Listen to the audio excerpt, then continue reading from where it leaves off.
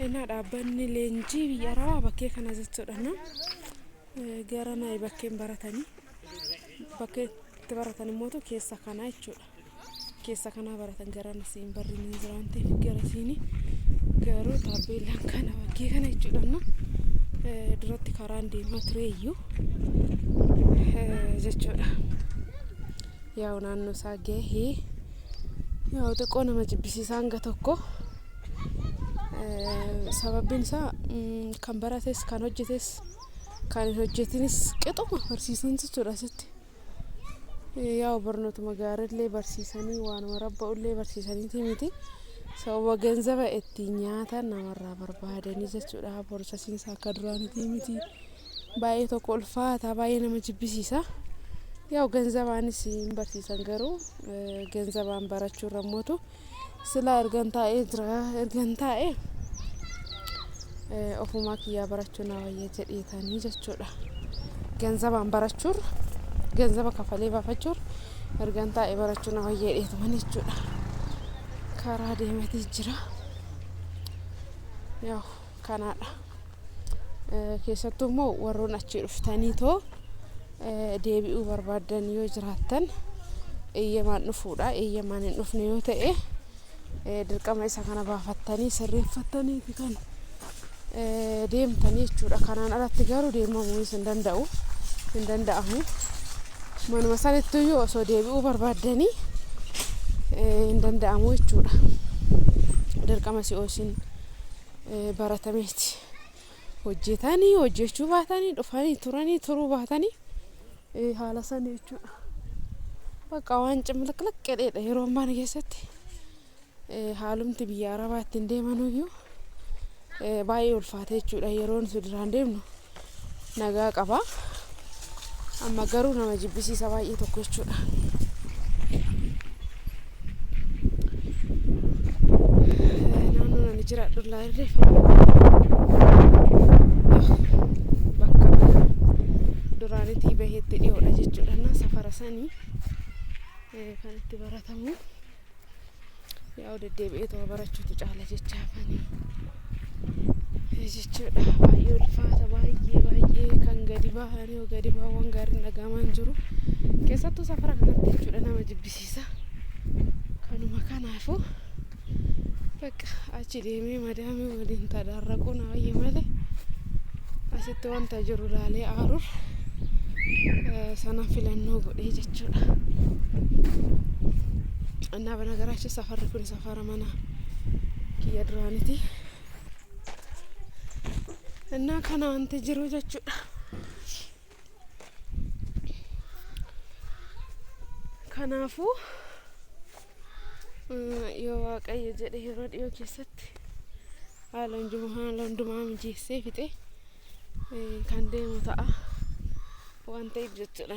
Safarri keenya kana fakkaata ergan garana dhufe itti goriitan darba jedheetan gara mana keenyaatti bakka mana jireenyaatti jechuudha.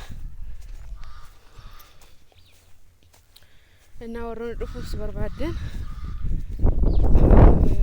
osoo yoo tikeetiin keessan kaansalii ta'e akkanumatti barattanii deemtanii jechuudha. Firoo tikeetii darsoo malsiin sun yoo kaansalii ta'e baratanii deemama. Yoo mootu eeyyamaan dhuftani akkasumatti deebi'uu hin danda'ama jechuudha. Haalli yeroo ammaa jiru akkasiidha.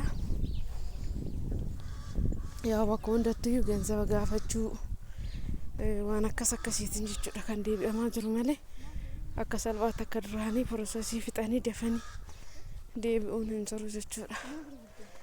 Qalliin duraan hafe yeroo keenyaa malee amma hin jiru wanti salphaan ulfaataa ta'ee jira biyya Arabaatillee. Innaa safara kanallee daawwadhaa waan fakkaatu bareeda kanuma keessa. Safara manoonni addisiin itti ijaaramaa jiran keessaa tokko dha jechuudha. Gatiin illee baay'ee bareedaadha safara kanatti waan jedhamu hangas marallee ulfaataa miti waan ta'eef jechuudha. Warroon bitachuus barbaadanii bitachuu dandeessanii. Obboleettii waa'ee koomentii irratti maal jetti jechuudha.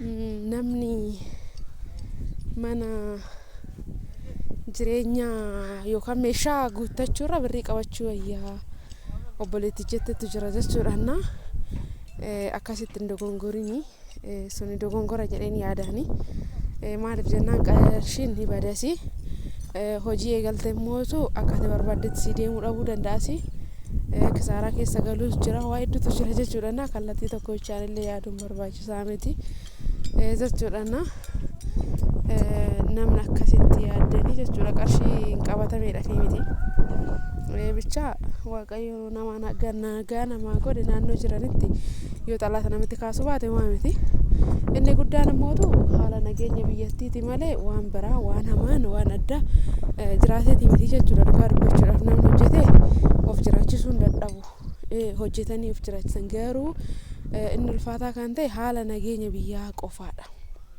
namni akka hin jiraanne kan nama taasisu kana malee wanti biraa hin jiru jechuudha kanaafuu qarshii qofa qabachuu wayya malee meeshaa guuttachuun hin barbaachisu dubartii erga taate meeshaa mana keessatti nama barbaachisa meeshaa har'a bittu boru qarshii kanaan deebitee bituu dhabuu dandeessa waan ta'eef si gaabbisiisa garuu gorsa obbolummaatan sitti dubbadhe malee waan biraatti miti jechuudha koomentii irratti kana jechuun immoo naannoo hundi tokko miti naannoodhaa gara naannootti garaagarummaa qabaachuu danda'a kanaafuu yaada akkasii of keessaa balleessii sinsachuufan jechuudha qarshii qabachuu yerroonni jettanii galata waaqayyo hanga tokko yaada koomentii tokko irratti na barreessitan irratti ergamana kee ta'ee ergamana kiraan ta'inii biyya arabaa hin deemini achuma taa'ee warroonnaan jettan illee guddaa galatoomai manni nama keessa jirullee kiyyumaadha galata waaqayyo mana kiraayii miti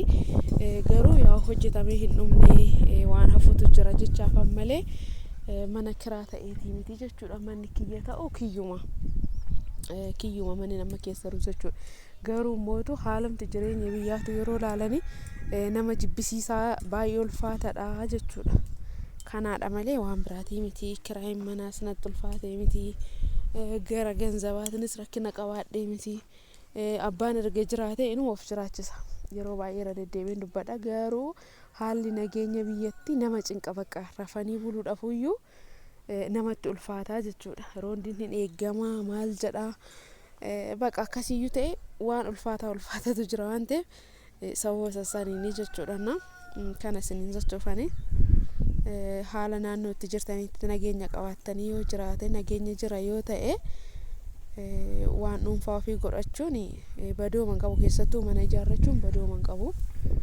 anamma osoo mana tokkicha bichaa qabaadhee jiraadhe hangam akka miidhamu anatu beeka garuu bakka tokkotti mijanni taanan tokko keessaa gara tokkootti deeme jechuudha kana jechuun ammaaraacii waan qabuufi jechuudha kanumaadha har'a immoo osoo qabdu biyya ormaa maa hawwite soottan